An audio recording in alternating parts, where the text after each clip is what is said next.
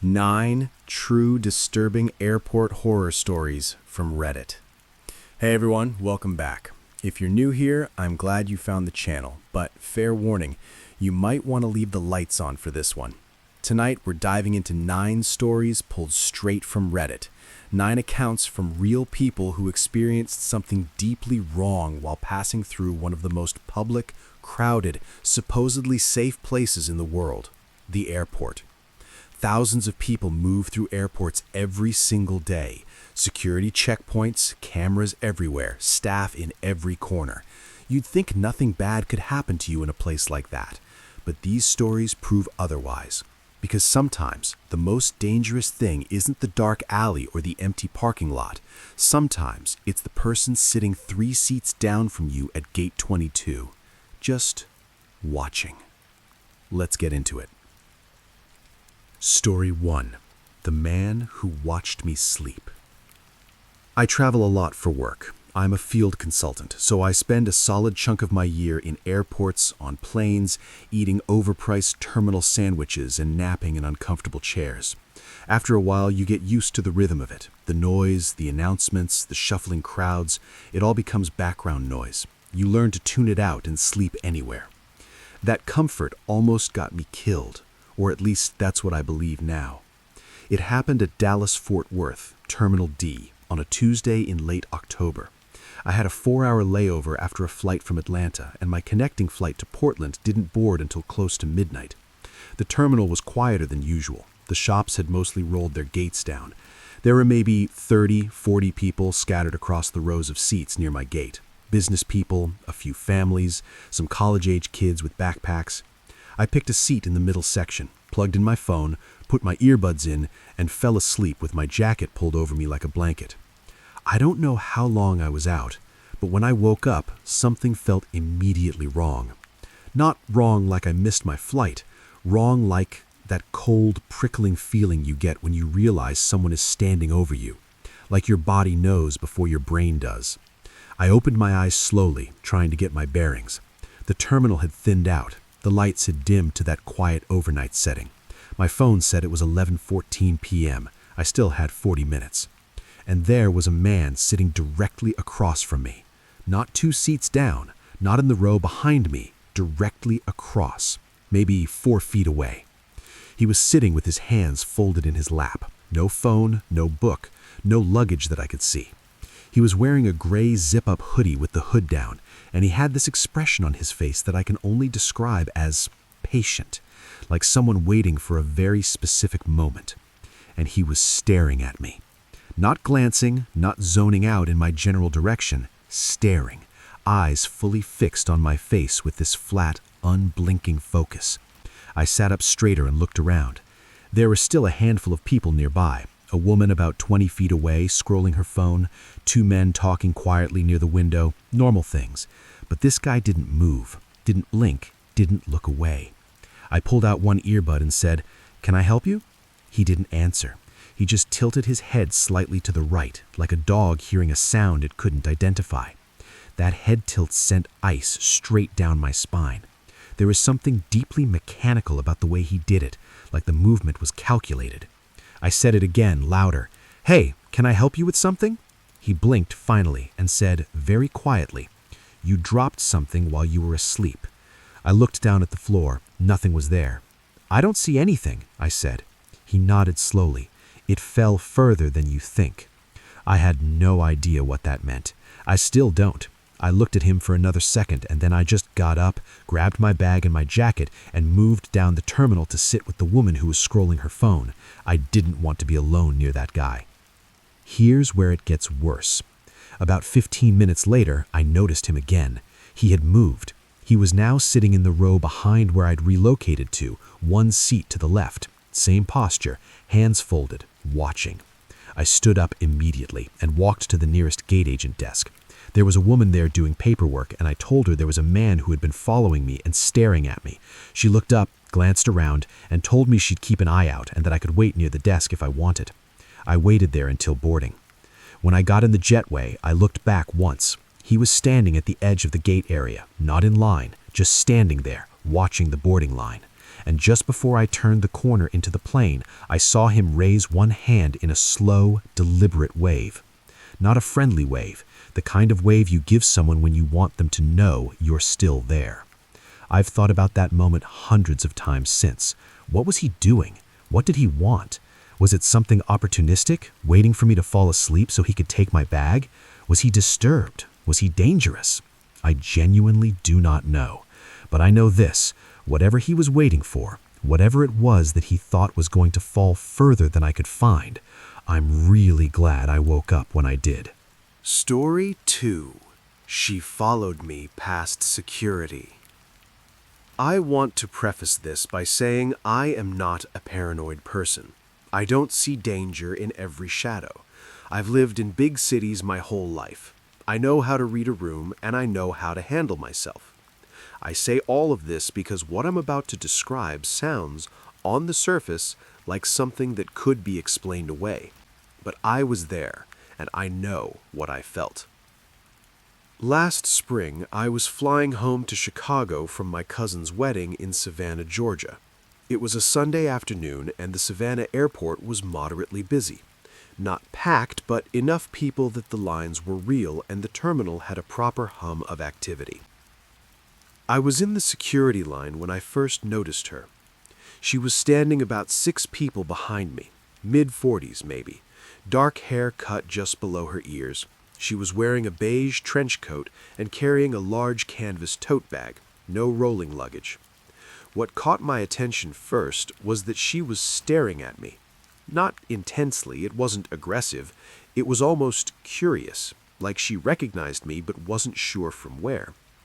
I made eye contact and gave the polite, tight-lipped smile you give strangers. She didn't return it. She just kept looking. I moved through security, collected my things on the other side, put my shoes back on, and headed toward my gate. I didn't think about her again for a good 10 minutes. My gate was near the end of the terminal. I found a seat, settled in, and opened a book. About 20 minutes before boarding, I got up to grab a bottle of water from one of the vendors a few gates down. When I turned around to head back to my seat, I saw her again. She was standing at the edge of the seating area near my gate, holding her tote bag, looking directly at me.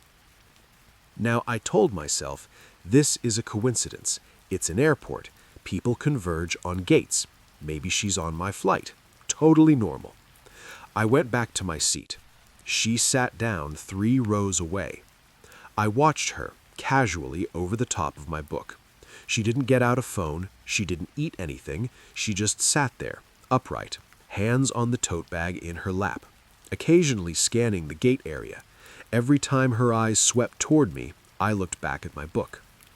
At some point, I got up to use the restroom. The women's restroom was back down the terminal, past 2 other gates. I went in, used the facilities, washed my hands, and when I came out of my stall, she was standing at the sink to my left. My stomach dropped. I am not exaggerating when I say there was no logical reason for her to be in that specific bathroom. There were closer bathrooms to our gate, and even if she happened to be using that one, the odds of her being in there at the exact same 30-second window as me after having appeared in my vicinity 3 times already made my skin go tight and cold. I kept my face neutral, washed my hands, dried them. She was watching me in the mirror the whole time. As I reached for the paper towels, she said, without turning to face me, "You're going to want to switch to a window seat." I looked at her reflection. "Excuse me?" She said it again, same flat tone. "Switch to a window seat before you board." I left without responding and walked quickly back to the gate. I found a gate agent and told him exactly what happened, the 3 appearances, the restroom, the comment. He was attentive, wrote something down, made a call on his radio. About 5 minutes later, another agent came over and told me quietly that the woman had been flagged. She apparently didn't have a boarding pass for any flight out of that airport that afternoon. She had somehow passed through the security checkpoint, or she had been let back in from a sterile area and was in the terminal without a valid ticket. They escorted her out. I boarded my flight. I did not switch to a window seat, partly out of stubbornness, partly because I thought the comment was probably just the ramblings of someone who wasn't well. But I've never fully shaken the question, how did she know my seat assignment? I never showed her my boarding pass. I never said my seat number out loud. I didn't look at my pass in front of her, and yet she specifically told me to switch from my assigned seat, which, for the record, was an aisle seat. I've never come up with a good answer for that. Story 3. The Little Boy at Gate 11. I don't usually post in paranormal threads. Most of my life I've been a skeptic. I think most things have rational explanations, and I've always been a little dismissive of people who see ghosts in every shadow or weird coincidence. I'm saying all of this so you understand how hard it was for me to write this post. Because what I saw at Gate 11 in the Minneapolis-St. Paul airport at 2 in the morning does not have a rational explanation that I can find. My father had a medical emergency in December of last year. I live in Phoenix. I got the call at around 9 p.m. My dad had collapsed at home. They thought it was a cardiac event, and my sister was at the hospital and needed me there. I booked the first available flight out. It was an 11:45 p.m. departure that connected through Minneapolis, which meant I arrived in the Twin Cities somewhere around 2 a.m. with a 3-hour layover before my connection to Detroit, where my family is. The airport at that hour was almost completely still. A few maintenance workers, a handful of travelers sleeping across the seats. The lights in most of the terminal had dropped to that dim overnight mode. It had the feeling of a place that was barely alive, like the whole building was holding its breath. I was sitting near Gate 11, which was not my actual gate. My connection was Gate 14, just down the corridor. But Gate 11 had an outlet that actually worked, and I needed to charge my phone, so I plugged in and sat there, exhausted and wrung out with worry, scrolling through nothing on my phone.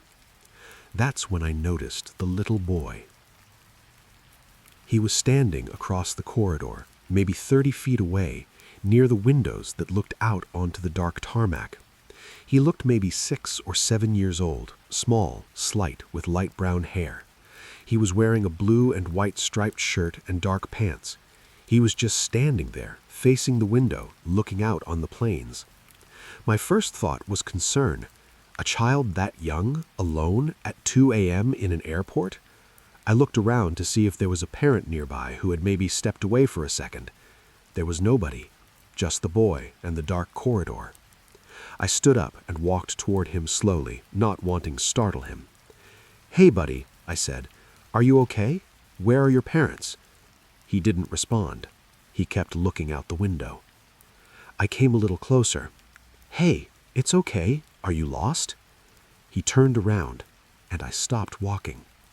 His face was completely dry, no tears, no expression of distress.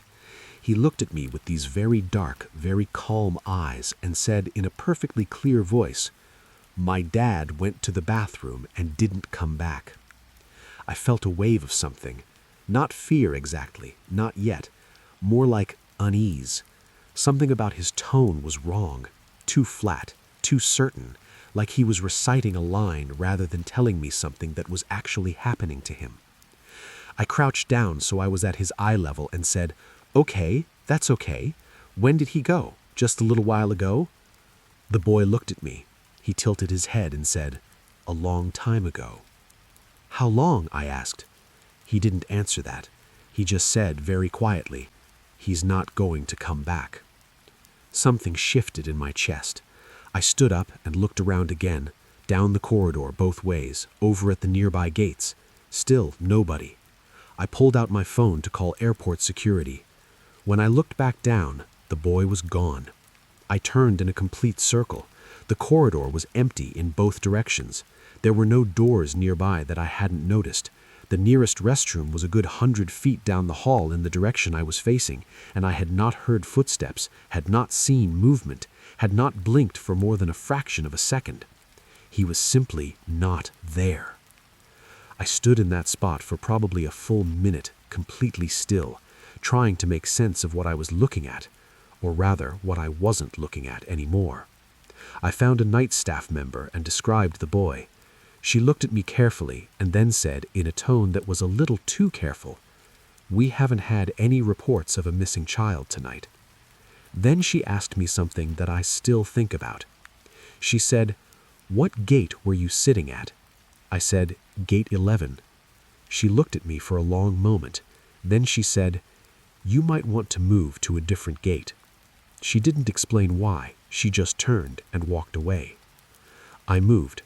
I sat at gate 14 for the rest of my layover with every overhead light blazing and my back to the wall. My dad survived, thank God. Mild heart attack, caught in time. But I never found out who that boy was, and I never found out what happened at gate 11. Story 4. He already knew my name. I'm going to try to keep this as straightforward as possible because I've told it to a few people before and I always end up going in circles trying to explain how wrong this felt. So I'll just describe it and let you draw your own conclusions. I was at O'Hare International Airport in Chicago, flying out to visit my parents in Tucson.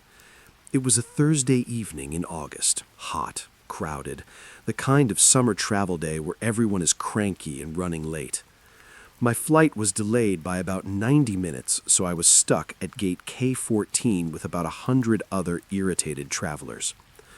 I went to get coffee from one of the terminal shops, came back, and found that someone had taken the seat I'd been sitting in. Not unusual. I found another seat a couple of rows over, closer to the gate's TV screen, which was playing a cable news channel with the volume so low it was basically a silent movie. The man sitting next to my new seat leaned over almost immediately and said, "Jess, right?" I turned to look at him. He was probably in his late 50s, white, average build, wearing a button-down and khakis, completely ordinary looking, the kind of man you'd pass in a grocery store and never remember. "Sorry?" I said. He smiled. "Jess, that's your name, right?" My full name is Jessica, but almost no one calls me that. Most people call me Jess. I looked at him blankly and said, "Do I know you?" He shook his head like the question was slightly amusing to him. "No," he said, "but I know you're heading somewhere important." I assumed, I hoped, that this was one of those cases where someone mishears a name over the intercom or catches a glimpse of a name tag or boarding pass. I get called Jess on announcements sometimes. So I said, calmly, "I don't think we've met." "We haven't," he agreed, and then he said my last name, my full last name, correctly pronounced. I felt every hair on my body go up at once. I looked at him and said, very slowly, "How do you know my name?" He looked at me with that same calm, pleasant expression, like we were discussing something completely mundane. "I heard someone say it," he said. "Who?" I looked around. I didn't see anyone I recognized. My name had not been called over any intercom. No one had spoken to me since I came back from the coffee shop. "Someone nearby," he said, and looked back at the TV. I moved seats immediately. I found a spot near the gate desk where a staff member was working, and I stayed there. I kept my eye on the man. He didn't follow me. He didn't look at me again, or at least that I caught. He just sat there watching the silent news until boarding started. I couldn't find an explanation then, and I can't now. My boarding pass doesn't show my last name prominently. It shows it, but not in large print. I had not said my name aloud. My luggage tags are covered by a privacy flap. My phone was face down. The only thing I can think of is that he somehow saw my boarding pass when I pulled it up on my phone, managed to read my full name off a screen I was holding, and played it off like it was nothing. That's the logical explanation. That's the one I try to use when I think about it. But there was something in his expression when he said it. Not the satisfaction of a successful trick, not the embarrassment of someone caught being creepy. Just this steady, easy calm, like he had always known, and knowing was the point. Story 5. Overnight at Atlanta International. This happened to me about 3 years ago, and I've never fully recovered from the feeling it left behind. I don't mean that dramatically. I mean that certain things, being alone in big buildings late at night, strangers paying too much attention to me, these things hit me differently now. You'll understand why. I was traveling solo from Atlanta to Edinburgh, Scotland for a work conference. My flight was a transatlantic red-eye that departed at around 11 p.m. I arrived at Hartsfield-Jackson Atlanta International Airport at about 7 p.m. Plenty of time, I thought. Check in, grab dinner, wait. The delay announcement came at 9:30 p.m. Mechanical issue. New departure time, 6:45 a.m. 9 hours. 9 hours alone in one of the busiest airports in the world, which by midnight had become one of the emptiest. The food options had mostly closed. The international terminal still had some life, a few 24-hour vendors, a couple of bars that were winding down, but the concourse I was assigned to grew quieter and quieter as the night wore on. By 1 a.m., I was sitting in a row of seats near my gate with maybe 12 other people scattered around, a couple sleeping, a few on phones, one man pacing back and forth near the windows. That man, I noticed him first because of the pacing. He was doing laps. Not restless, anxious pacing, methodical, measured pacing like he was counting steps. Back and forth, always turning at the same 2 points. He was middle-aged, big, wearing a dark jacket. His face was hard to read in the dim light. I put my earbuds in and tried to sleep. Around 2:30 a.m., I woke up. My neck was stiff from the seat angle and I needed to stretch my legs.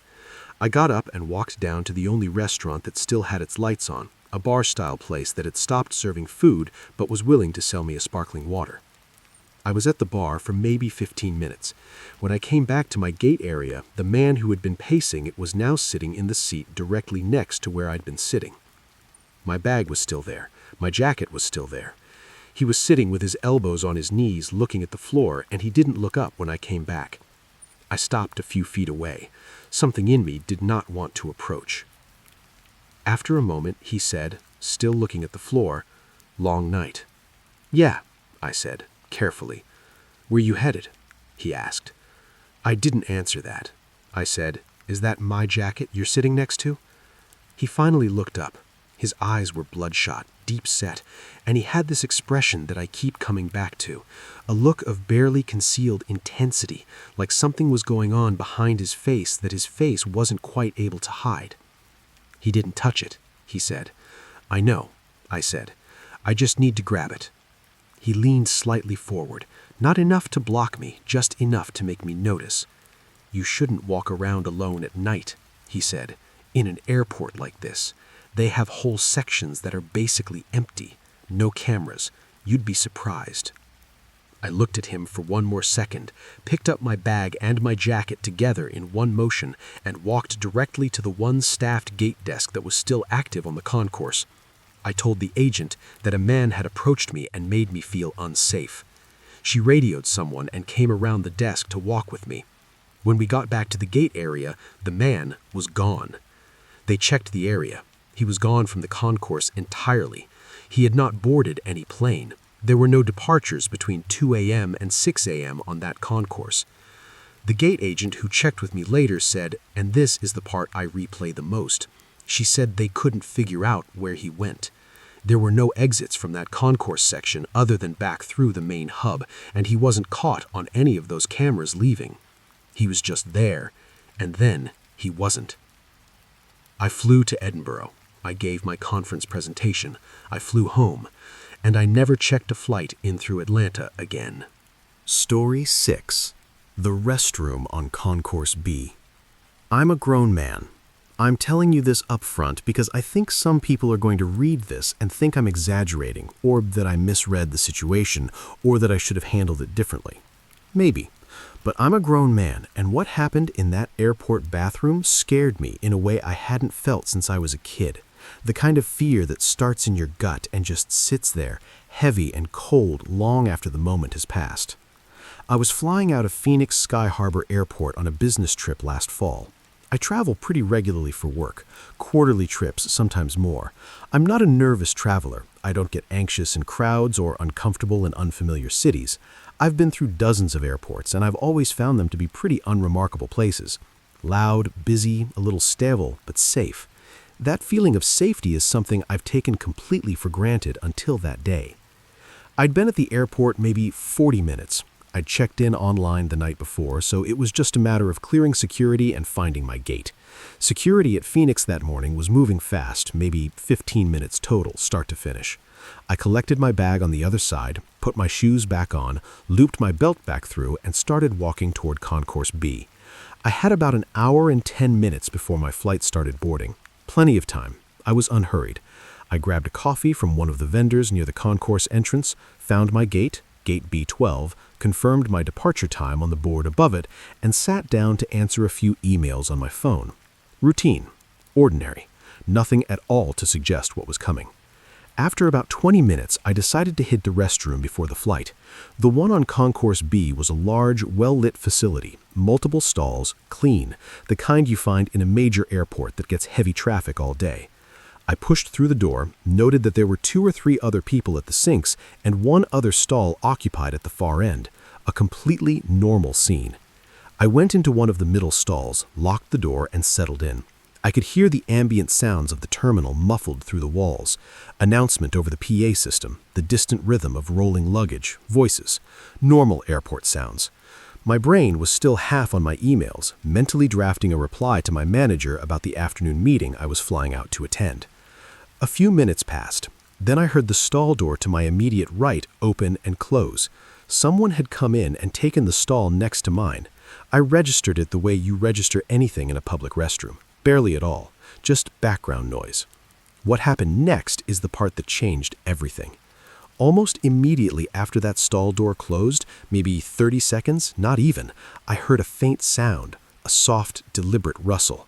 And then something slid under the partition wall between the stalls and came to rest near my left foot. It was a folded piece of paper. I looked down at it, didn't touch it at first. My immediate thought was the innocent one available. Someone had dropped something by accident, a receipt maybe, a boarding pass, something that had slipped out of a pocket. People are clumsy. Things fall. That's what I told myself for about 3 full seconds. But then something small and cold settled into the back of my mind, because the thing was folded, not just crumpled or loosely creased the way something falls out of a pocket. Folded, deliberately, neatly folded. The kind of fold you make when you're handling a piece of paper with intention. I picked it up with 2 fingers, holding it carefully by the corner. My first instinct was still to be normal about it, push it back under, or just leave it, or pocket it and toss it later. But as I held it, I could see that there was writing on the inside, visible through the paper. Dark ink, careful lines. I unfolded it. I read it once fast, the way you read something when your brain is still operating in default mode. Then I read it slowly, because my brain had stopped operating in default mode. On the paper, in clean, deliberate handwriting, not scrawled, not rushed, but careful, was my gate number, gate B12. Below that, the departure time, 10:45 a.m., the correct departure time from my specific flight. And below that, one single line, enjoy your last flight. I sat completely still. I don't know exactly how long, probably 10 full seconds, maybe more. The paper was in my hands, and I was reading that line over and over, waiting for it to resolve into something that made sense, a joke meant for someone else, a misfolded note that had ended up in the wrong stall, anything. It didn't resolve. The gate number was correct, the time was correct, this was for me. Then I heard the stall next to mine unlock.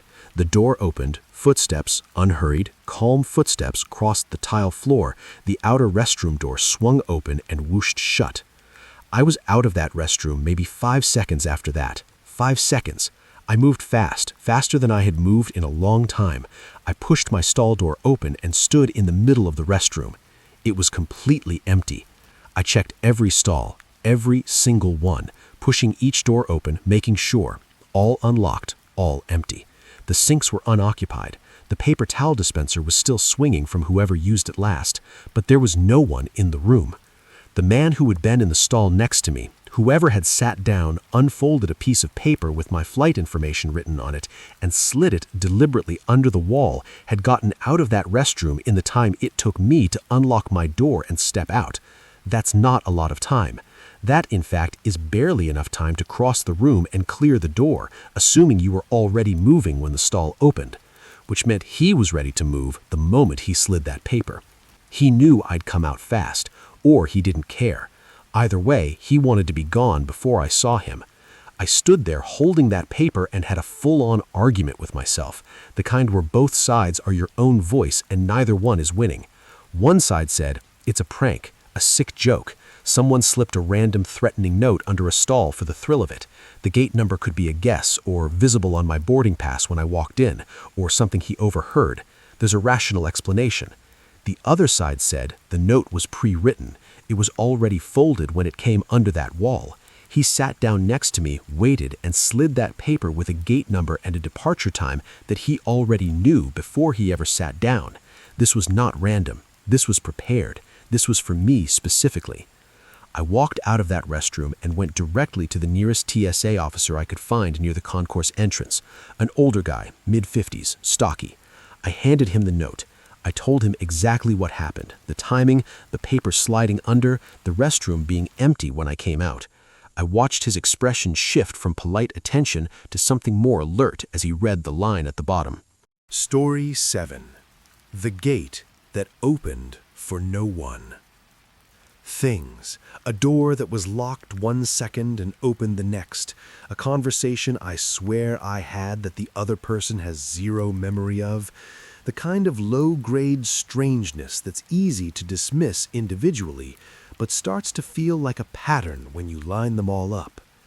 Most of those posts got a few comments, a few people sharing similar experiences, and then faded into the archive like everything else on here does. This one is different. This is the one I've never been able to explain, and I want to be clear, I've tried harder than you might think. I'm not someone who jumps to weird conclusions. I don't want a supernatural explanation. I've spent a lot of time and real mental energy looking for the boring, logical version of this story. I haven't found it. So, here it is. I'm a frequent flyer. I travel at least twice a month for my job, usually domestic, occasionally into Canada. I've been doing it for going on 7 years. At this point, airports are about as mysterious to me as grocery stores. I know the rhythms of them in a way that's become almost unconscious. I know how the gate systems work, how arrivals and departures get logged, how jetway doors operate, what the sequence of events looks like when a flight comes in, the ground crew activity outside the windows, the desk staff getting on their headsets, the door unlocking and swinging open, the passengers filing out. I've watched that sequence play out hundreds of times. I know exactly what it looks like. Which is precisely why what happened at Seattle-Tacoma International Airport last winter has never stopped bothering me. It was a Tuesday night in late January. Seattle in January is exactly what you'd expect. Cold, low clouds, that particular kind of damp gray that gets into your bones. I was flying back to San Jose after a 2-day client visit. My return flight, which should have left at 8:40 p.m., had been pushed back twice already. By 10 p.m., I was still sitting at gate S7, nursing a lukewarm coffee, deep into that particular flavor of travel fatigue, where you're too tired to do anything productive, but too wired to sleep. The S-Con course at SeaTac is one of those long, straight terminal corridors, gates lined up on both sides, wide enough that you can see clearly across to the gates on the opposite wall. My gate, S7, looked directly across the corridor at gate S6. Gate S6, by that point in the evening, had been dark for a while. The overhead screens above the desk read "No Scheduled Departure" in that flat white airport font. The desk itself was unmanned, chairs pushed in, computer screens dark, the little podium they use for scanning boarding passes sitting empty. The seating area in front of it had maybe 2 or 3 people in it, but they were clearly waiting for flights at neighboring gates, not S6 itself. Nobody was set up there. It had the quiet, closed-off feel of a gate that was done for the night. I was half watching something on my phone, one of those videos you watch not because it's interesting, but because it's something to look at, when a sound pulled my attention up. A thunk. Solid, mechanical, unmistakable. The jetway door at gate S6 had opened. Not cracked open, not drifted ajar the way doors sometimes do when seals get old or pressure changes. It opened the way jetway doors open when a flight is actively deplaning, a full, weighted swing outward, catching the light, settling into the open position with the kind of authority that says this was triggered deliberately, either by a crew member on the other side or by the gate system itself. I looked over. The desk was still dark, still unmanned. The screen above it still read no scheduled departure. I set my phone down. I looked around the gate area to see if anyone else had clocked it. The couple closest to me, a man and a woman, maybe mid-40s, were both asleep, heads tilted toward each other. A younger guy with a backpack on the floor between his feet was fully absorbed in his laptop. A man in a gray business suit a few rows over had glanced up at the sound, looked at gate S6 with a small frown, and then looked back down to whatever he was reading. He didn't get up. He didn't say anything. He just filed it away the way you file away small, unexplained things when you're tired and just want to go home. I kept watching. For maybe 30 seconds, nothing happened. The door stood open. The jetway ramp behind it disappeared into the downward angle that all jetways have, that slight slope toward the aircraft. From where I was sitting, I couldn't see more than about 10 or 15 feet down the ramp before it curved and fell out of sight. Just the open door and the empty top of the ramp, and silence. And then the first passenger came out. A man, 50s, wearing a fleece pullover and pulling a small rolling carry-on. He came up the ramp with the particular walk of someone who has been sitting in a metal tube for 2 or more hours, slightly stiff, slightly relieved, that autopilot shuffle of someone whose body is already navigating to baggage claim, but their brain is still somewhere over Nevada. He came through the open jetway door, into the gate area, glanced at the dark desk without surprise, and turned left toward the main terminal corridor. Then a woman, then 2 men walking together, talking, then a young woman with a large backpack and earbuds in, then a couple with a stroller. One by one, steady and unhurried, a trickle of passengers emerged from that jetway and dispersed into the terminal. I counted as best I could, somewhere between 8 and 12 total. It was hard to get an exact number because I was watching in a state of increasing disorientation, trying to process what I was seeing against everything I understood about how gates work. Not one of them looked confused. Not one of them hesitated at the dark, unmanned desk. Not one of them glanced around as if something was wrong with the situation.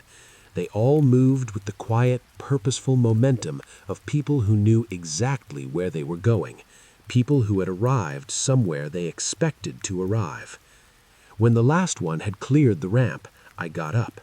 I walked across the corridor to gate S6 and stood at the open jetway door. I looked down the ramp. It was empty, the ramp itself, the handrails on either side, all clear. No passengers still coming, no crew, no ground staff doing a final walkthrough. And at the bottom of the jetway, where the jetway connects to the aircraft door, the door was closed. Not closing, not swinging shut behind a crew member who had just come through. Closed, fully, firmly closed. The kind of closed that means it had been that way for a while. I stood there for a long moment just looking at it. My brain kept running the sequence in reverse. Passengers come up a ramp. Ramp connects to an aircraft door. Aircraft door has to be open for passengers to board or deplane. That's not a complicated logic chain. That's just how it works, every single time. The door was closed. I turned back to the gate area. The passengers who had come off, all 8 or 12 or however many of them they were already gone, absorbed into the larger terminal, rolling their bags toward elevators and exits and baggage carousels, completely unremarkable among the other late-night travelers in the corridor. I could see maybe 50 feet in either direction. I didn't spot a single fleece pullover or large backpack or couple with a stroller. They had moved fast, or they had simply stopped being visible. I went to S6's gate desk and stood at it for a minute looking at the dark screens. I checked the airport's official departures and arrivals board on my phone. I checked the airline apps I had installed. I checked the SeaTac airport website directly. According to every single source, there had been no arrival at gate S6 that evening. The last logged departure from that gate had been at 4:30 p.m., hours earlier. Nothing since, nothing scheduled. I walked over to gate S5, which had a gate agent at the desk, a woman, dark hair, mid-30s, the slightly tired but still professional energy of someone in the back half of a long shift. I told her what I'd seen. I tried to be calm and factual about it. The door opening, the passengers coming off, the closed door at the bottom of the ramp, the boards showing no activity. She listened with careful attention of someone deciding in real time how seriously to take something. She asked me how long I'd been in the terminal. She asked if I'd seen any ground crew outside the windows near S6. I thought about it. I hadn't been watching the tarmac side, so I couldn't say for certain, but I didn't remember seeing the ground activity you'd normally associate with a plane pulling in. No rolling stairs, no baggage cart, no crew in orange vests with flashlights. She said she'd look into it and ask someone to check the gate. About 8 minutes later, a man in an airport staff jacket walked briskly towards S6, went through the jetway door which was still standing open, and disappeared down the ramp. He was back up in under 2 minutes. He exchanged a few words with the S5 gate agent that I was too far away to hear. Then he walked back in the direction he came from without looking at me. The gate agent didn't come back over to update me. I waited a few minutes, Then walked over and asked if she'd found anything. She gave me a polite, measured look and said, "There's nothing down there. The door at the bottom of the ramp is secured." I asked if there was any record of a flight coming in. She said, "Not at that gate tonight." That was all she offered. No explanation, no follow-up question, no theory. Just the flat, final quality of someone closing a door on a subject. 20 minutes after that, my own flight finally boarded. I got on, found my seat, and sat in the kind of dazed quiet that comes after something your brain hasn't finished processing yet. I watched SeaTac shrink and disappear below the clouds as we climbed out over the Sound. I've turned this over from every direction I can think of. Misrouted flight, possible, but the system had no record of it.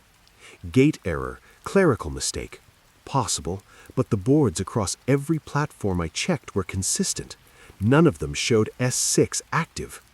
And if a plane had actually pulled up to that gate, there would be a digital footprint somewhere. Aircraft movement is logged. Gate assignments are logged. Passenger processing is logged. Any arrival, even an unscheduled one or a last-minute reassignment, would exist somewhere in a system. I haven't found it. And the detail I keep returning to, the one that makes the back of my neck tighten every time I think about it, is that closed door at the bottom of the ramp. I stood at the top of that jetway and looked down at it with my own eyes. It was secured. It had been secured for a while. Those passengers came up from somewhere. But wherever it wasn't a plane. Story 8. The Last Flight Out of Denver. I'll be honest, I almost didn't post this because I know how it's going to sound. I've read enough threads on here to know that the stories that get dismissed fastest are the ones where nothing technically happens. No chase, no confrontation, no moment where the danger becomes undeniable. Just a feeling. just a person behaving in a way that your brain flags as wrong before the rest of you can catch up and explain why. This is one of those stories. Nothing happened to me. I got on my flight and I went home, and my life continued exactly as it was before. But it's been 18 months, and I still think about that woman.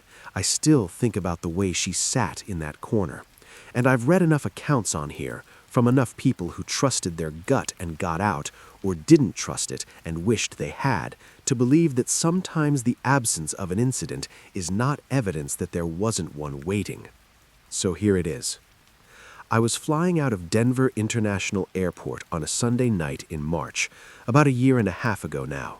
Late flight, 10:45 p.m. departure, headed back to Charlotte after a long weekend visiting a college friend. It was one of the last flights out of DIA that night. I knew that going in because I'd almost booked an earlier one, and my friend had talked me into staying for Sunday dinner, which pushed me to the last available option. I don't know if that detail matters. I've thought about it, though. Denver International at 10 p.m. on a Sunday has a specific, particular quality that I don't think I'd fully appreciated before that night. I've flown through DIA plenty of times, but always during busy hours, morning rushes, afternoon waves, the crowded chaos of holiday travel. At night, with the last few flights pushing out, it becomes a completely different place. The concourses are long and the ceilings are high, and when the stores close and the restaurants flip their chairs up and the crowds thin to almost nothing, all of that space just sits there, open, quiet, slightly too large for the number of people left inside it. Your footsteps sound different when there's no ambient noise to absorb them. The distance between you and the nearest other person feels somehow greater than the physical measurement would suggest. I'm not a person who spooks easily. I grew up in a big city. I've lived alone for years. I'm used to navigating spaces by myself. But there was something about the emptiness of that concourse that made me subtly, quietly uneasy in a way I couldn't entirely account for, like the building itself was aware of how few people were left inside it. I found my gate, I won't name the exact one, and settled in. I was early, so I had the gate area entirely to myself for the first 20 minutes or so.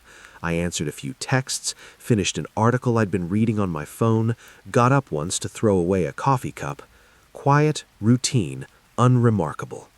Then the other passengers started filtering in. An older couple, mid-60s maybe, matching rolling bags, the comfortable synchronized movement of people who have been traveling together for decades. They took seats near the window, and the man pulled out a paperback almost immediately. A man in his mid-30s arrived carrying a sleeping toddler against his shoulder, the kid's head lolled to one side, completely dead to the world. He sat down carefully, adjusting the child without waking her, and pulled out his phone with his free hand in that practiced one-armed way that parents develop. A young woman in workout clothes, leggings, a zip-up, running shoes, took a seat near the charging station and plugged in her phone. Normal. All of them perfectly, unremarkably normal. The standard cross-section of late-night travelers trying to get home. And then the woman in the coat came in. I noticed her the moment she entered the gate area, and I want to try to explain precisely why, because I think it matters. It wasn't one single thing, it was the combination. She was wearing a long, dark coat, wool or something like it, heavy, structured, the kind of coat you wear in December, not early spring, not heavy wool cold, not dressed for a blizzard cold. The coat went almost to her ankles. She had a dark scarf wrapped up around the lower half of her face, which again, not impossible in early spring, but paired with the coat, it created a silhouette that felt deliberately concealed rather than just warm, like she was dressed not against the weather, but against being seen. She walked into the gate area without pausing at any of the natural stopping points, didn't check the departure screen, didn't scan the seats like people do when they're looking for a good spot or an outlet. She walked directly to the far back corner of the seating section, as far from the gate desk and from the other passengers as she could get while still technically being in the gate area, and she sat. No carry-on, No personal item, no purse or tote bag or backpack, no phone, and this, in the year we live in, is the detail that first made my brain go quiet and pay attention. Every single person in that gate area had a phone out. The couple, the dad with the toddler, the woman in the workout clothes, all of them had a screen in their hand within 5 minutes of sitting down, because that's what people do. It's almost involuntary at this point. You sit, you wait, you reach for your phone. She had nothing. She sat with her hands in her lap, perfectly still, and she looked at the other passengers. I mean that in the most deliberate way possible. She wasn't zoning out. She wasn't resting with her eyes open. She was looking, methodically, steadily, moving her gaze from person to person around the gate area with the unhurried patience of someone conducting an inventory. The older couple, the man with the toddler, the young woman at the charging station. Me. The first time her eyes moved to me, I told myself I was imagining the directness of it. People look at each other in waiting areas. It doesn't mean anything. I went back to my phone. The second time I looked up, she was still looking at me. I held eye contact for a moment. She didn't look away, didn't shift her gaze, didn't blink with any particular frequency, didn't do any of the small social things people do when they're caught staring. The slight look away, the faint, embarrassed adjustment. She just held the look with a steadiness that felt less like boldness and more like the absence of any concern about how it registered to me. I looked away first. I always looked away first. This went on for the entire time we were in that gate area, 40 minutes. I checked my phone periodically, looked up periodically, and nearly every time I looked up, her eyes were already on me. Not always. Sometimes she was looking at someone else, continuing that slow, methodical sweep of the area. But she came back to me with a regularity that stopped feeling coincidental around the 15-minute mark. And through all of this, she didn't move. Not once. Didn't cross or uncross her legs, didn't adjust her scarf, didn't tilt her head or shift her weight, or any of the dozens of small unconscious movements that people make when they're sitting still for 40 minutes. She sat in that corner like she had been placed there, like stillness was not an effort for her, but a default state. When the gate agent called for pre-boarding, the families with young children, people needing extra time, I watched her. She didn't move. Group 1, she didn't move. I was in Group 2. When they called it, I stood, gathered my bag, and got in the boarding line. Before I handed my pass, I looked back at the gate area. She was watching me walk to the line, eyes above the scarf, perfectly still. And there was something in her expression, or what I could see of her expression, that I have never been able to fully name. Not malice, not blankness, something more like recognition, like she had been waiting to see which of us would leave, and now she knew. I boarded the plane. I found my window seat in the middle of the cabin and sat down. I watched the jetway door from my seat as the remaining passengers trickled on. I was looking for a long, dark coat. I watched every person who came down that aisle. The older couple went past me toward the back. The dad with the toddler, now awake and fussing softly, settled into a row near the front. The young woman in the workout clothes took an aisle seat several rows ahead of me. The flight attendant made her closing announcements. The jetway door sealed shut with that pressurized thud. She was not on the plane. I did a final scan of every visible seat. Half-full flight, which meant plenty of empty seats, plenty of visibility. No dark wool coat anywhere in the cabin. I sat with that the entire flight. 3.5 hours of dark sky and recycled air and the low hum of the engines, and my brain just kept turning it over. She was sitting at the gate of the last flight out of that concourse. No luggage, no devices, no ticket. Because if she had a boarding pass for a different flight, there was no different flight to board. I had heard the gate agent say it to someone who asked earlier that evening. This was the last departure out of this concourse tonight. So she was in a concourse with one remaining flight. She sat at the gate of that flight. She watched everyone waiting for that flight. She didn't leave. I've laid that sequence out for people and watched them try to solve it the same way I have. A missed flight she was waiting to get rebooked on, a meter waiting for an arrival on a different level, someone with anxiety or a mental health crisis who had wandered to the gate without a ticket. All of those are possible. I can't rule any of them out entirely. What I can't fit into any of them is the way she looked at us. That slow, patient inventory.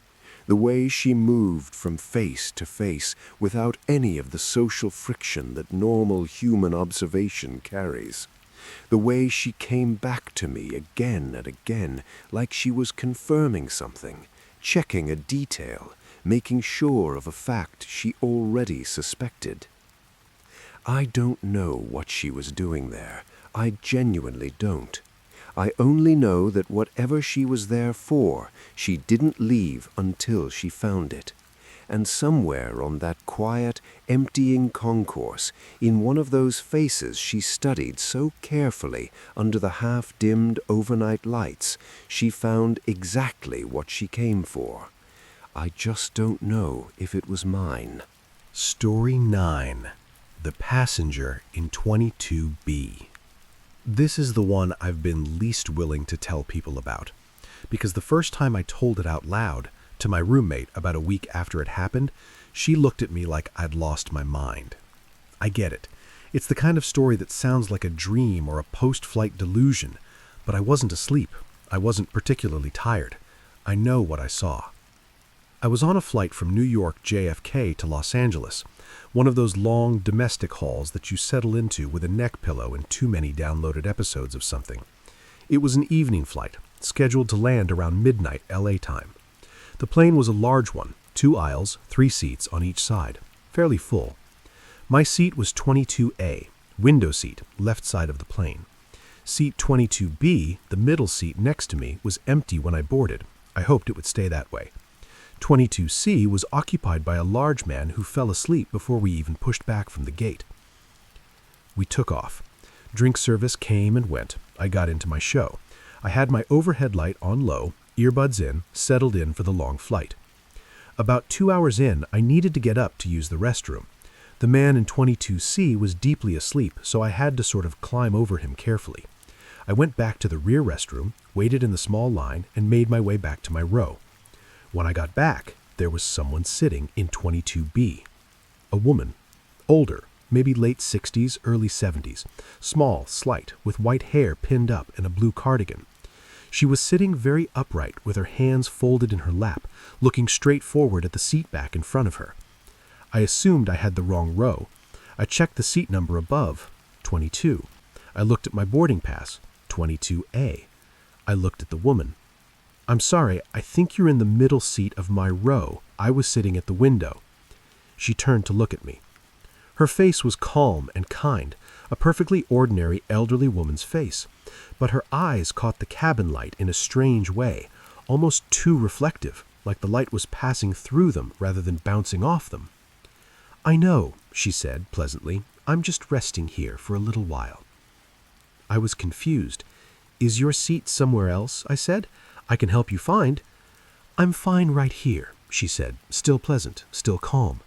"Just rest, dear. It's a long way." Something in those words landed strangely. Not a threat, not weird exactly, just off.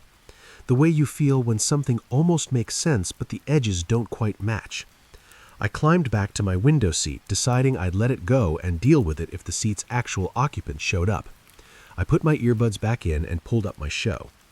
Maybe 30 minutes later, I looked over. She was gone. Not in the aisle, not visible walking anywhere in my line of sight. 22B was empty again, exactly as it had been when I boarded. I looked at the man in 22C, still asleep. He hadn't moved in a position that would have let someone climb over him without waking him. I hadn't climbed over him to get back to my seat. I'd climbed over him from the aisle side and settled into 22A. There was no way for the woman to have gotten out of 22B without going over me at the window or over the sleeping man at the aisle. The plane had not moved violently. No one around us had stirred. She was simply not there. I spent the remaining hours of the flight completely awake, which I think you'll understand. When we landed, I waited until most of the cabin had cleared and then asked one of the flight attendants, casually, trying not to sound unhinged, whether someone had been seated in 22B during the flight and then maybe moved. The flight attendant checked her records. She looked up at me and said, 22B was unoccupied for the entire flight. We have it listed as an empty seat from boarding to arrival. I stood in that aisle for a few extra seconds after she said that. Then I picked up my bag and walked off the plane into the bright, loud chaos of LAX, which had never felt so comforting in my life. To this day, I don't know who she was, or what she was doing there, or where she went. But I think about what she said sometimes. It's a long way. I've decided I'm going to take that to mean the flight. I'm going to keep taking that to mean the flight, because the alternative doesn't let me sleep. And that's 9 stories. 9 people who went to airports, places with cameras, staff, security, thousands of witnesses, and still found something that didn't belong, something that couldn't be explained away. The thing about airports is that we're all strangers there. Everyone is just passing through. And that anonymity, that constant churn of new faces, it makes it the perfect place for something or someone to move through completely unnoticed. Next time you're sitting at your date, killing time before boarding, maybe glance around once or twice. Not paranoid, just aware. Because not everyone you see in an airport is going somewhere. Some of them might just be there for you. Stay safe, sleep with the lights on, and I'll see you in the next one.